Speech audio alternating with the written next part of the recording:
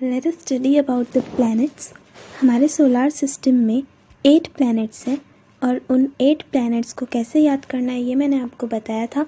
तो ये जो 8 प्लैनेट्स हैं इनको हम एक एक करके डिटेल में अब पढ़ने वाले हैं। सो फर्स्ट प्लैनेट जो है दैट इज़ मर्क्यूरी। मर्क्यूरी जो है ये सन से सबसे क्लोजेस्ट प्लैनेट है।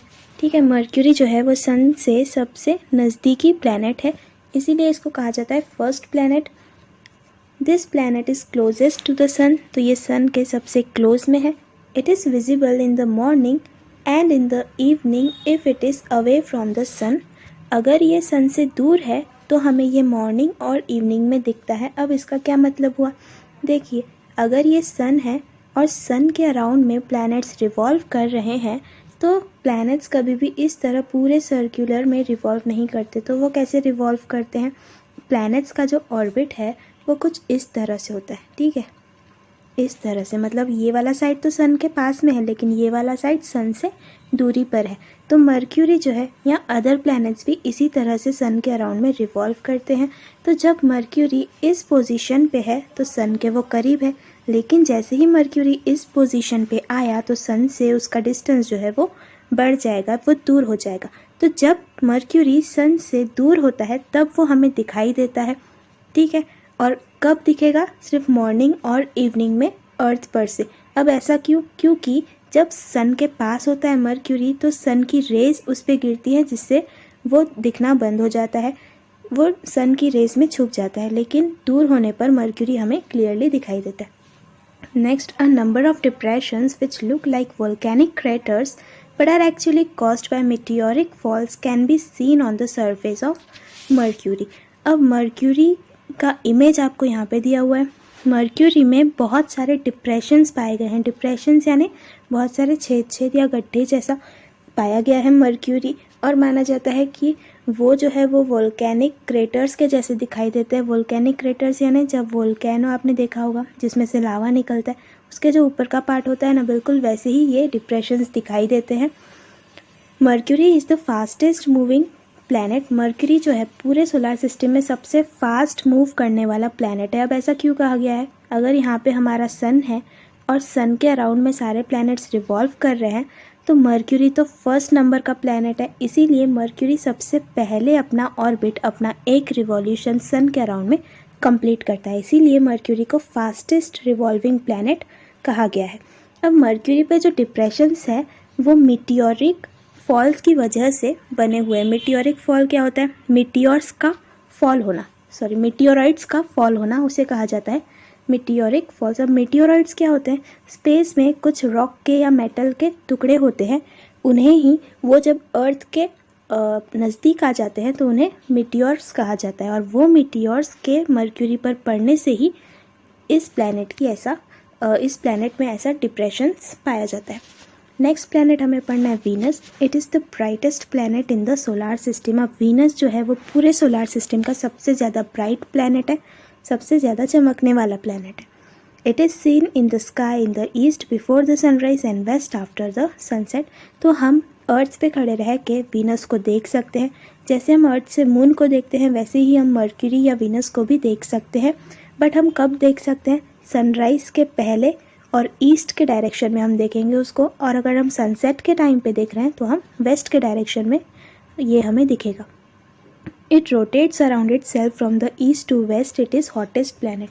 अब जो वीनस है वो ईस्ट से लेकर वेस्ट की तरफ रोटेट करता है। ठीक है, ये ईस्ट ये वेस्ट, तो ये कैसे रोटेट करता है, ईस्ट से वेस्ट, मतलब ये इस डायरेक्शन में रोटेट करता है। तो हमारा जो सोलर सिस्टम है उसमें 2 ही ऐसे प्लैनेट हैं जो ईस्ट से वेस्ट रोटेट करते हैं, एक तो है वीनस और दूसरा है यूरेनस। ये 2 प्लैनेट्स ईस्ट से लेकर वेस्ट रोटेट कर रहे हैं, मतलब ऐसे गोल गोल घूम रहे हैं, बट बाकी के जो प्लैनेट्स हैं वो वेस्ट से लेकर ईस्ट घूमते हैं, यानी वो ऐसे घूमते हैं। ठीक है, तो ये डिफरेंस है वीनस, यूरेनस और बाकी के प्लैनेट्स में। नेक्स्ट हमें पढ़ना है अर्थ के बारे में, जो कि थर्ड प्लैनेट है हमारे सोलर सिस्टम का। It is the third planet of solar system. No other planet other than the Earth has life on it. अब अर्थ की खास बात क्या है कि अर्थ पे लाइफ पाई जाती है, यानी अर्थ पे लिविंग ऑर्गेनिजम्स रहते हैं, humans, animals, plants etcetera. But बाकी के प्लैनेट्स पे लिविंग ऑर्गेनिजम्स नहीं रहते। अब ऐसा क्यों है कि सिर्फ अर्थ पे ही रहते हैं और बाकी प्लैनेट्स पे नहीं रहते? तो इसका रीज़न ये है कि अर्थ का जो एटमॉस्फेयर है वो सूटेबल है लिविंग ऑर्गेनिजम्स की ग्रोथ के लिए, उनके जन्म के लिए, इसीलिए अर्थ पे लिविंग ऑर्गेनिजम्स पाए जाते हैं। As the Earth is a magnet there is magnetic field around the Earth. अब अर्थ को एक बिग मैग्नेट कहा जाता है, इसीलिए अर्थ के अराउंड में मैग्नेटिक फील्ड है। इसका क्या मतलब हुआ? देखिए, अगर हम अर्थ की स्टडी करते हैं तो हमें पता चलता है कि अर्थ का जो बाहर का कवर है, अर्थ का जो आउटर लेयर है, उसे कहते हैं क्रस्ट। ठीक है, आपने पढ़ा भी होगा। अर्थ का जो बीच का लेयर है उसे कहते हैं मेंटल, और अर्थ का जो अंदर का पोर्शन है उसको कहा जाता है कोर। ठीक है, आपने ज्योग्राफी में पढ़ा होगा। तो जो अर्थ का कोर वाला पोर्शन है बीच का, उसमें बहुत सारी इलेक्ट्रिक वेव्स ट्रैवल करती है। ठीक है, इलेक्ट्रिक वेव्स उसमें ट्रैवल करती है, इसीलिए वहाँ पे मैग्नेट फॉर्म होते हैं। ठीक है, या फिर मैग्नेटिक फील्ड बन जाती है, ऐसा हम कह सकते हैं। या फिर सिंपल लैंग्वेज में कहें तो जो कोर वाला पोर्शन है अर्थ का, वहाँ पे आयन पाया जाता है, इसीलिए वो मैग्नेटिक है, और इसीलिए हमारा जो अर्थ है वो भी मैग्नेटिक है। अब अगर अर्थ मैग्नेटिक है तो उसके अराउंड में मैग्नेटिक फील्ड भी बनेगी। लेकिन मैग्नेटिक फील्ड क्या होती है? मान लीजिए कोई मैग्नेट है, ठीक है, कोई मैग्नेट है ऐसा, तो और एक मैग्नेट है दूसरा, तो जब इस दूसरे मैग्नेट को हम इसके पास में लाएंगे तो क्या होगा? दोनों भी मैग्नेट्स एक दूसरे को चिपक जाएंगे, है ना, दोनों मैग्नेट्स एक दूसरे को चिपक जाए। लेकिन कब ये मैग्नेट्स एक दूसरे को चिपकेंगे? जब हम एक दूसरे मैग्नेट को एक मैग्नेट के पहले वाले मैग्नेट के करीब ले आएंगे, पास ले आएंगे, तभी वो एक दूसरे को चिपकेंगे। अगर हम दूसरे मैग्नेट को बहुत ज़्यादा दूरी पे रखते हैं तो वो एक दूसरे को अट्रैक्ट नहीं करेंगे। तो वो डिस्टेंस, इस पहले मैग्नेट का वो डिस्टेंस जहाँ पे आने के बाद दूसरा मैग्नेट जो है वो फर्स्ट वाले मैग्नेट को चिपक जाता है, उसे ही कहते हैं हम मैग्नेटिक फील्ड। उसे ही क्या कहते हैं हम? ये पूरी जो हो गई, ये हो गई फर्स्ट मैग्नेट की magnetic field.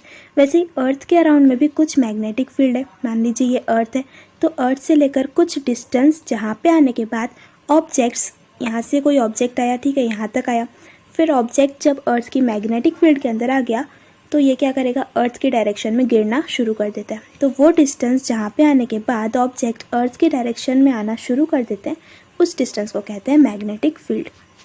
It diverts the harmful rays from the sun towards the polar region of the earth.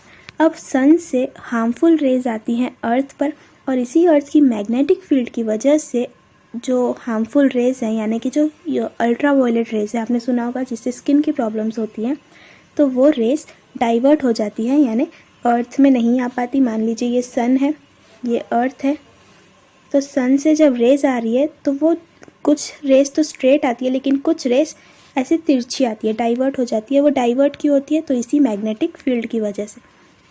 Next planet है हमारा Mars. It is the fourth planet in the solar system. हमारे solar system का ये fourth planet है। As the soil on Mars contain iron, its colour is reddish, hence Mars is also called as red planet. अब Mars की जो soil है वहाँ पे आयन कंटेंट बहुत ज़्यादा है, आयन यानी लोहा, तो वहाँ पे आयन बहुत ज़्यादा मिलता है, इसीलिए ये प्लैनेट रेडिश है। अब आयन तो रेड नहीं होता, तो ये प्लैनेट रेडिश क्यों है? क्योंकि आयन जो है वो एयर में के ऑक्सीजन के साथ रिएक्ट करता है और फॉर्म करता है आयन ऑक्साइड। ठीक है, आयन ऑक्साइड का मतलब होता है रस्ट। आपने देखा होगा कि लोहे की जो चीज़ें हैं उस पर बहुत जल्दी जंग लग जाता है ना। तो जो मार्स है वहाँ पे भी ऐसा ही कुछ सिस्टम होता है, वहाँ पे भी रस्ट लग जाता है, यानी जंग लग जाता है।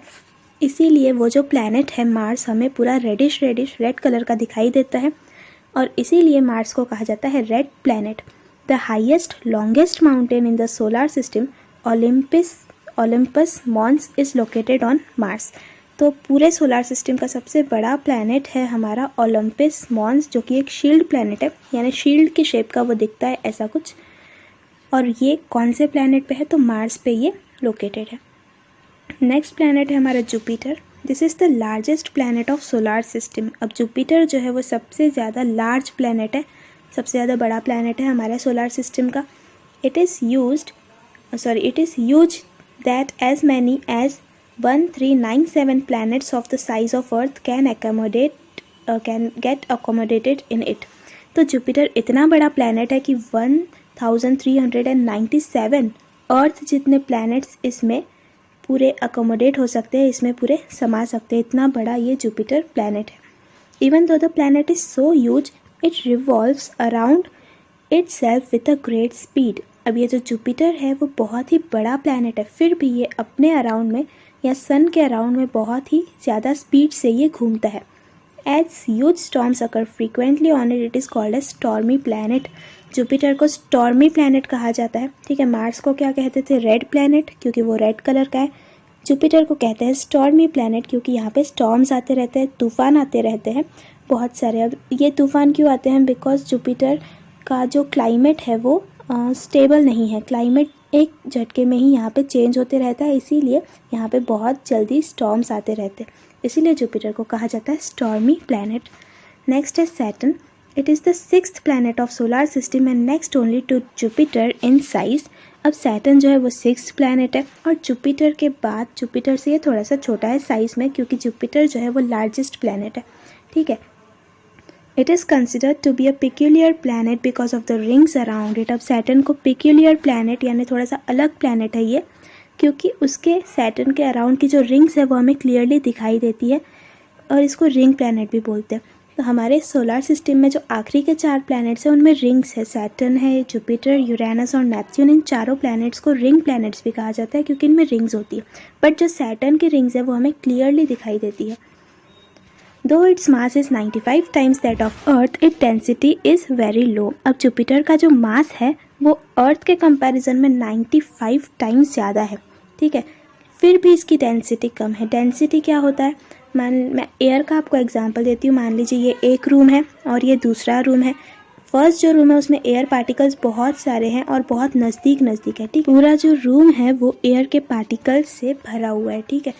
जबकि जो दूसरा वाला रूम है उसमें एयर के पार्टिकल्स इतने नहीं हैं, इतने पास पास नहीं है, बल्कि बहुत दूर दूर है। तो डेंसिटी कौन से रूम की ज़्यादा होगी एयर पार्टिकल्स की? तो फर्स्ट रूम में जो डेंसिटी है वो ज़्यादा होगी, सेकंड रूम में डेंसिटी कम होगी। डेंसिटी का मतलब होता है कितना डेंस है या कितना घना है, ठीक है, घनत्व। तो सैटर्न की जो डेंसिटी है वो बहुत बहुत ज़्यादा कम है, इतनी ज़्यादा कम है कि अगर एक बड़ी सी सी में, बड़े से समुंदर में हम सैटर्न को डुबा दें तो वो डूबेगा नहीं, बल्कि वो फ्लोट करेगा, यानी उसके ऊपर वो तैरने लगेगा। इतना ज़्यादा ये हल्का प्लैनेट है क्योंकि इसकी डेंसिटी बहुत कम है। नेक्स्ट पढ़ते हैं यूरेनस के बारे में। It is the 7th planet in the solar system, it cannot be seen without a telescope. अब यूरेनस जो है वो 7th प्लैनेट है सोलर सिस्टम का और हम इसको टेलीस्कोप के बिना नहीं देख सकते। अर्थ पे खड़े रह के ये अर्थ से बहुत ज़्यादा दूर है यूरेनस, इसीलिए अर्थ से अगर हमें इसे देखना है तो टेलीस्कोप का हमें मदद लेना पड़ेगा। Its axis is so greatly inclined that it appears as if it is rolling along on its orbit. अब यूरेनस की जो एक्सिस है वो बहुत ज़्यादा इंक्लाइंड है। इसका क्या मतलब हुआ? मान लीजिए ये सन है और इसके अराउंड में यूरेनस रिवॉल्व कर रहा है। वैसे हम देखें तो प्लैनेट्स कैसे रिवॉल्व करने चाहिए? कुछ इस तरह से, ठीक है, ऐसे ये रिवॉल्व कर रहा है। बट यूरेनस की जो एक्सिस है, ये वाली एक्सिस जिसके अराउंड में रिवॉल्व कर रहे हैं, वो एक्सिस कैसी है यूरेनस की? यूरेनस की जो एक्सिस है वो कुछ, एक मिनट, यूरेनस की जो एक्सिस है वो कुछ इस तरह से, ठीक है, ऐसी एक्सिस है और इसके अराउंड में ये रिवॉल्व कर रहा है। तो हमें क्या लगता है कि ये इसी डायरेक्शन में ये रिवॉल्व कर रहा है, यानी थोड़ा सा नहीं, ये बहुत ही ज़्यादा इसकी एक्सिस टिल्टेड है, झुकी हुई है। नेक्स्ट प्लैनेट है और लास्ट प्लैनेट है हमारे सोलर सिस्टम का, that is Neptune. It is the 8th planet in the solar system. हमारे सोलर सिस्टम का आखिरी प्लैनेट है ये 8th planet. A season on Neptune last for about 41 years. Neptune पे जो सीज़न है वो 41 ईयर्स तक रहता है, ठीक है। अर्थ का सीज़न अगर हम बात करें तो नॉर्मली सीज़न कितने मंथ तक चलता है? जनरल देखें तो समर, विंटर और रेनी सीज़न, ये 4-4 महीने चलते हैं, 4 मंथ्स। बट नेपच्यून पे सीज़न जो है वो एक सीज़न, अगर समर चल रहा है तो 41 ईयर्स तक समर ही चलता रहेगा। उसके बाद अगर विंटर आ रहा है तो 41 ईयर्स तक विंटर ही चलता रहेगा। इतने लंबे यहाँ पे सीज़न होते हैं। On this planet winds blow with extremely high speed. यहाँ पे विंड्स जो है वो बहुत ही ज़्यादा हाई स्पीड से फ्लो करती है, इसीलिए नेपच्यून पे भी स्टॉर्म्स आने के चांसेस, तूफान आने के चांसेस बने रहते हैं। नेक्स्ट हमें पढ़ना है सैटेलाइट के बारे में। The celestial bodies that revolve around a planet without independently revolving around the sun are called as satellites. तो सैटेलाइट किसे कहते हैं? ऐसी सेलेस्टियल बॉडीज़ मैंने आपको बताया, स्पेस में जो भी बॉडीज़ होती हैं उन्हें हम कहते हैं सेलेस्टियल बॉडीज़ यानी ऑब्जेक्ट्स। ऐसी सेलेस्टियल बॉडीज़ जो एक प्लैनेट के अराउंड में रिवॉल्व कर रही हैं without independently revolving around the sun, यानी सन के अराउंड में रिवॉल्व नहीं कर रही, वो सिर्फ प्लैनेट के अराउंड में रिवॉल्व कर रही हैं, उन्हें कहा जाता है satellites. Like planets, satellites rotate around their respective axis. अब प्लैनेट्स जैसे अपने आप में रोटेट करते हैं, वैसे ही सैटेलाइट्स भी अपने आप में रोटेट करती हैं। यहाँ पे दो चीज़ें आई, एक तो रोटेट आया, दूसरा रिवॉल्विंग आया। तो इनमें क्या डिफरेंस है? अगर ये सन है, ठीक है, और ये हमारा अर्थ है, तो अर्थ क्या करता है? सन के अराउंड में अगर अर्थ घूम रहा है तो उसे हम कहते हैं रिवॉल्यूशन, लेकिन अगर अर्थ अपने एक्सिस के अराउंड में घूम रहा है, अपने एक्सिस के अराउंड में गोल गोल घूम रहा है अपने आप में, तो उसे हम कहते हैं रोटेशन, ठीक है। अर्थ अगर सन के अराउंड में घूमे तो उसे कहेंगे रिवॉल्यूशन, लेकिन अर्थ अगर खुद के ही अराउंड में घूमे, खुद की एक्सिस के अराउंड में घूमे, उसे हम कहेंगे rotation. The moon is the satellite of earth. अब हमने देखा कि सैटेलाइट क्या होता है? ऐसी बॉडीज़, ऐसे ऑब्जेक्ट जो किसी प्लैनेट के अराउंड में गोल गोल घूम रहे हैं, उन्हें हम कहते हैं सैटेलाइट, ठीक है। तो ये हमारा अर्थ है। अब हमको पता है कि अर्थ के अराउंड में क्या घूमता है? अर्थ के अराउंड में मून घूमता है, जिसे हम चंदा मामा कहते हैं, ठीक है। अब ये जो मून है ये अर्थ के अराउंड में घूमता है, तो ये मून जो है वो हो गया अर्थ का सैटेलाइट, ठीक है। मून जो है वो हो गया अर्थ का सैटेलाइट। हमने देखा कि सैटेलाइट किसे कहेंगे? जो प्लैनेट के अराउंड में घूमता है, और अर्थ क्या है? एक प्लैनेट है, इसीलिए मून जो है वो हो गया अर्थ का सैटेलाइट। अब ये मून अर्थ के अराउंड में तो घूम ही रहा है, बट ये जो है ये अपने अराउंड में भी घूमता रहता है। ये खुद के अराउंड में भी घूमता है, अपनी एक्सिस के अराउंड में, और अर्थ के अराउंड में भी घूमता है। It does not have an atmosphere. Moon पे कोई भी एटमॉस्फेयर नहीं है। It periods of rotation and revolution are both of 27.3 days. अब इसको जितना टाइम रोटेशन के लिए लगता है मून को, उतना ही टाइम इसको रिवॉल्यूशन के लिए भी लगता है। और कितना लगता है? 27.3 डेज। मतलब अगर मून को अर्थ के अराउंड में गोल घूमना है तो वो उसको कितना टाइम लग जाएगा? 27.3 डेज। अब इसका रोटेशन और रिवॉल्यूशन का टाइम सेम कैसे है? मान लीजिए ये अर्थ है और ये है हमारा मून, ठीक है, ये वाला है हमारा मून। अब मून का ये जो सामने वाला फेस है, जब मून यहाँ पे है तो यहाँ पे हमें सामने वाला फेस दिख रहा है। जब मून यहाँ पे है तो यहाँ पे मून का सामने वाला फेस आ गया। मून यहाँ पे आ गया तो मून का सामने वाला फेस इस तरफ है। जब मून यहाँ पे आ गया तो मून का सामने वाला फेस इस तरफ है। तो ऐसे करके जो एक फेस है, एक साइड है मून का, वो हमेशा अर्थ के तरफ ही रहेगी, अर्थ के तरफ ही रहेगी। इसीलिए हमें मून का सिर्फ एक ही साइड हमेशा दिखाई देता है, हमें दोनों साइड कभी मून की दिखाई नहीं देती। और इसीलिए अर्थ, आप अगर गौर से देखें तो आपको क्या दिखेगा? अगर मून यहाँ से शुरू करता है, ठीक है, यहाँ से शुरू करता है और ख़त्म भी यहाँ पे कर रहा है, तो क्या हो रहा है कि जो मून है वो उसने अर्थ के अराउंड में तो एक चक्कर लगा ही लिया, लेकिन मून ने ऐसा करते टाइम क्या किया कि अपने अराउंड में भी एक चक्कर लगा लिया। तो इस तरह से उसका रोटेशन और रिवॉल्यूशन का टाइम जो है वो सेम आता है। Except for Mercury and Venus all other planets have satellites but in varying number. Mercury और वीनस ये दोनों ऐसे प्लैनेट्स हैं जिनके पास सैटेलाइट्स नहीं है, ठीक है, कोई भी सैटेलाइट नहीं है। लेकिन बाकी सारे जो प्लैनेट्स हैं हमारे सोलार सिस्टम में, उनके पास बहुत सारी सैटेलाइट्स हैं। अर्थ की भी बहुत सारी सैटेलाइट्स हैं और बहुत सारे प्लैनेट्स हैं जिनकी अलग अलग सैटेलाइट्स हैं। अब ये जो सैटेलाइट्स हैं वो भी दो टाइप की होती हैं। एक तो होती है नेचुरल सैटेलाइट्स और एक होती है आर्टिफिशियल सैटेलाइट्स, ठीक है। आर्टिफिशियल सैटेलाइट्स क्या होगा? जैसे हमने देखा था इसी चैप्टर में कि नासा ने, जो कि अमेरिकन स्पेस एजेंसी है, उसने क्या किया था? हबल टेलीस्कोप को स्पेस में भेजा था अर्थ के अराउंड में घूमने के लिए। आर्टिफिशियल सैटेलाइट्स, तो सैटेलाइट्स दो टाइप की होती है, नेचुरल एंड आर्टिफिशियल। अर्थ की अगर बात करें तो मून जो है ये हमने अर्थ से स्पेस में नहीं सेंड किया है। मून जो है वो जब से अर्थ बना है तब से मून भी है, तो ये मून जो है वो हो गया अर्थ का नेचुरल सैटेलाइट।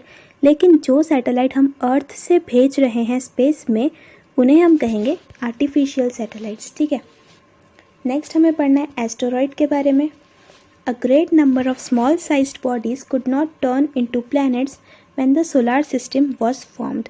अब जब सोलार सिस्टम हमारा बना था तब बहुत सारी ऐसी बॉडीज़ थी, ऐसे ऑब्जेक्ट्स थे जो प्लैनेट्स नहीं बन पाए।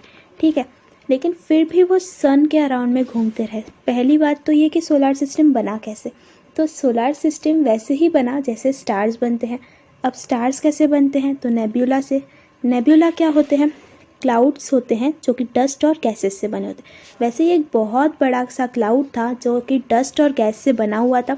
ये क्लाउड जब ब्रेक हुआ तो इससे बहुत सारे छोटे छोटे बॉडीज़ बन गई, छोटी छोटी ऑब्जेक्ट्स बन गए, और वो ऑब्जेक्ट्स ही फिर सन बने, कुछ प्लैनेट्स बने, कुछ स्टार्स बने। ये एक थ्योरी है कि सोलार सिस्टम कैसे बना था। ठीक है, तो जब ये सोलार सिस्टम बना, जब ये बड़ा सा क्लाउड ब्रेक हुआ तो बहुत सारी बॉडीज़ तो प्लैनेट्स बन गए, लेकिन कुछ बॉडीज़ ऐसी भी थी जो प्लैनेट्स नहीं बन पाए क्योंकि वो प्लैनेट्स से बहुत ज़्यादा स्मॉल थी, इसके छोटे छोटे से टुकड़े हुए थे। तो उन बॉडीज़ को कहा गया एस्टेरॉइड। उन बॉडीज़ को क्या कहा गया, एस्टेरॉइड। और जैसे बाकी के प्लैनेट्स सन के अराउंड में घूम रहे हैं वैसे ही एस्टेरॉइड भी क्या करता है, सन के अराउंड में रिवॉल्व करता है, घूमते हैं। These bodies are known as asteroid। यहाँ पे आपको एस्टेरॉइड की इमेज दी हुई है, ये पत्थर जैसे दिखते हैं कुछ कुछ।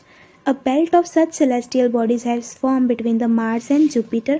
जो हमारा मार्स प्लैनेट है 4th प्लैनेट और जुपिटर प्लैनेट है 5th प्लैनेट, इन दोनों के बीच में हमें एक बेल्ट दिखता है जिसे हम क्या कहते हैं, एस्टेरॉइड बेल्ट। अब ये बहुत सारे छोटे छोटे एस्टेरॉइड से मिलकर ये बना होता है। ठीक है, नेक्स्ट हमें पढ़ना है dwarf planets. A small-sized celestial body that revolve independently around the sun is called as dwarf planet। अब ऐसे ऑब्जेक्ट्स या ऐसी बॉडीज़ जो प्लैनेट के कंपैरिजन में बहुत ही छोटे हैं उन्हें हम कहते हैं ड्वार्फ प्लैनेट, क्योंकि उनका साइज स्मॉल है और वो भी क्या करते हैं, सन के अराउंड में रिवॉल्व करते हैं। A celestial body like Pluto can be classified as a dwarf planet. एक ऐसी ही छोटी सी बॉडी थी जिसका नाम था प्लूटो, जिसको हमने पहले प्लैनेट भी मान लिया था, बट अब ये प्लैनेट्स की लिस्ट से हटाया जा चुका है और उसी को अभी बनाया गया है वो ड्वार्फ प्लैनेट। तो प्लूटो को ड्वार्फ प्लैनेट कहा जाता है। यहाँ पे इमेज दी हुई है प्लूटो की। Pluto takes 248 years to complete its revolution around the sun, whereas it takes 6.38 days for one rotation। तो प्लूटो को एक रोटेशन के लिए, रोटेशन यानी अपने आप में घूमने के लिए उसको 6.38 डेज लगते हैं, लगभग 6.5 दिन। और प्लूटो को सन के अराउंड में घूमने के लिए लगते हैं 248 ईयर्स। ठीक है, साल की बात हो रही है यहाँ पे, 248 ईयर्स।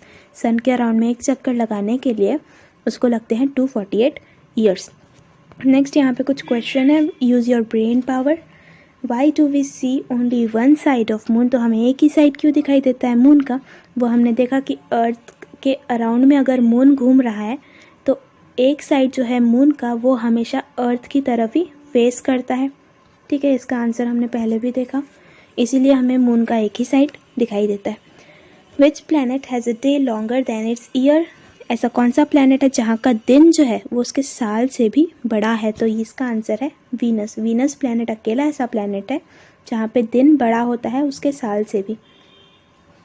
नेक्स्ट हमें पढ़ना है कॉमेट। कॉमेट क्या होते हैं, comet is a celestial body that revolves around the sun. Comets are formed out of ice and dust particles. Comet जो है वो सेलेस्टियल बॉडी है, स्पेस की बॉडी है और सन के अराउंड में रिवॉल्व करती है। जितनी भी सेलेस्टियल बॉडीज़ होती हैं, चाहे वो एस्टेरॉइड हो, प्लैनेट्स हो, कोई भी हो, वो सब सन के अराउंड में रिवॉल्व करती है, सिर्फ स्टार्स को छोड़ के, क्योंकि स्टार्स जो है वो फिक्स्ड होते हैं। Comets are formed out of ice and dust particles. ये आइस से बने होते हैं, ठीक है, बर्फ़ से, और डस्ट के पार्टिकल्स से बनते हैं। They are part of our solar system. हमारी सोलार सिस्टम का ये पार्ट है। Since olden times, the appearance of a comet has been considered to be an inauspicious event।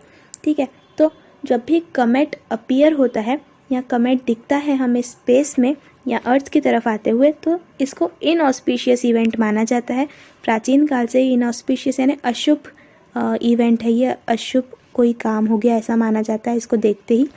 Comets appears like points when they are far away from the sun. जब ये सन से बहुत दूर होते हैं कॉमेट्स तो ये एक बिंदु के जैसे हमें दिखते हैं, पॉइंट के जैसे, लेकिन जैसे ही ये नज़दीक आ गए तो हमें ये बड़े बड़े दिखने लगते हैं। But when they are close to sun they become easily visible to us because of shorter distance and the heat of sun. तो जब ये सन के पास में आते हैं तो सन की रेज इस पे पड़ती हैं, इसीलिए हमें क्लियरली दिखाई देते हैं। Comets are made up of frozen matter and dust particles. तो ये फ्रोजन यानी जमे हुए मैटर से बने हुए, मैटर यानी पार्टिकल्स जो भी स्पेस में प्रेजेंट है, और डस्ट पार्टिकल से ये बने हैं। When they are close to sun this frozen matter get converted into gas due to solar heat. जब ये सन के एकदम पास में आ जाते हैं कॉमेट, ठीक है, तो ये जो फ्रोजन मैटर है वो सोलार हीट की वजह से गैस बन जाता है। अब ये क्या हो रहा है, यहाँ पे मान लीजिए ये सन है, सन के पास में कोई कॉमेट आ गया, ठीक है। अब ये कॉमेट हमने देखा किससे बना हुआ है, आइस से बना हुआ है। तो जैसे ही सन के पास में आइस आएगी तो क्या हो जाएगा, आइस पिघल जाएगी, बर्फ़ पिघल जाएगी, तो ये भी पिघलने लगते हैं, ठीक है। ये पिघलते जाते हैं और गैस में ये कन्वर्ट हो जाता है। तो इनका जो शेप है वो इस तरह नहीं रहता, इनका शेप बदल कर कैसा हो जाता है, ये थोड़े से लंबे शेप के हो जाते हैं, ठीक है। ऐसे कुछ तो भी ये दिखाई देते हैं। तो इनका जो ये पोर्शन है ना, ये टेल बन जाता है, इसको टेल बोलते हैं, और इसको बोलते हैं हेड ऑफ कॉमेट, इसको बोलते हैं tail of comet. Okay, so as a result certain comets appear to have a long feathery tail. तो इसीलिए सन के पास जैसे ही ये कॉमेट आया वैसे ही इसका शेप एकदम ऐसे बन जाता है, लंबा सा। इसीलिए माना जाता है कि कॉमेट्स को क्या होती है, टेल होती है, feathery tail. Due to their long elliptical orbits their appearance in the sky is very rare. अब इनके जो ऑर्बिट्स हैं वो बहुत ही ज़्यादा बड़े होते हैं। ऑर्बिट्स यानी सन के अराउंड में भी जितनी भी सेलेस्टियल बॉडीज़ है वो सन के अराउंड में तो रिवॉल्व करेंगी ही। तो ये कॉमेट्स जो है वो भी सन के अराउंड में घूमते हैं, लेकिन इनका जो ऑर्बिट है वो बहुत ही ज़्यादा बड़ा होता है, ठीक है। इनका ऑर्बिट क्या होता है, बहुत ज़्यादा बड़ा, इतना बड़ा कि ये हमें दिखाई ही नहीं देते। बहुत सारे साल में जब ये सन के पास में आएंगे तब जाके हमें ये अर्थ से दिखाई देंगे। They reappear in the sky after a very long period of time. तो ये बहुत लंबे समय के बाद हमें स्काई में दिखाई देते हैं। Comets are classified into 2 groups. Comets को 2 ग्रुप में क्लासीफाई किया जाता है। पहला तो है लॉन्ग पीरियड कॉमेट्स, दूसरा है शॉर्ट पीरियड कॉमेट्स। तो ये डिपेंड किस पे करता होगा, इनके पीरियड पे। This comets take more than 200 years to complete 1 revolution around the sun. अब सन के अराउंड में एक चक्कर लगाने के लिए अगर किसी कॉमेट को 200 साल से भी ज़्यादा लग रहा है टाइम, तो उसे हम कहेंगे लॉन्ग पीरियड कॉमेट। लेकिन अगर सन के अराउंड में घूमने के लिए किसी कॉमेट को 200 साल से कम टाइम लग रहा है तो उसे हम कहेंगे शॉर्ट पीरियड कॉमेट, ठीक है। फिर यहाँ पे एक कॉमेट है जो कि बहुत ही फेमस है, जिसका नाम है हेलिस कॉमेट। हेलिस कॉमेट जो है 1910 में ऑब्जर्व किया गया था साइंटिस्ट के द्वारा टेलीस्कोप से, और 1910 के बाद डायरेक्टली ये हमें दिखा 1986 में, ठीक है। तो ये कितना ज़्यादा डिफरेंस हो गया, 76 ईयर्स का यहाँ पे डिफरेंस हो गया। हेलिस कॉमेट हमें 76 ईयर्स के बाद वापस दिखा। तो इससे हमें क्या पता चलता है कि उसके ऑर्बिट का टाइम भी कितना होगा, 76 ईयर्स। उसको एक चक्कर लगाने के लिए कितना टाइम लगता होगा, 76 ईयर्स। इट्स सेंट्रल पार्ट और nucleus was found to be 16 kilometre long. उसका जो सेंटर का पार्ट है या उसका जो न्यूक्लियस है, यानी ये जो कॉमेट है, ठीक है, इस शेप का है कुछ यहाँ पे। तो इसका जो सेंटर का पार्ट होगा वो उसका न्यूक्लियस होता है, और उसको कितना माना गया, 16 किलोमीटर। इतना इसकी जो लेंथ थी वो 16 किलोमीटर थी, और ये वाइड कितना था, 7.5 किलोमीटर। कॉमेट अगर हम यहाँ पे फिर से बनाते हैं,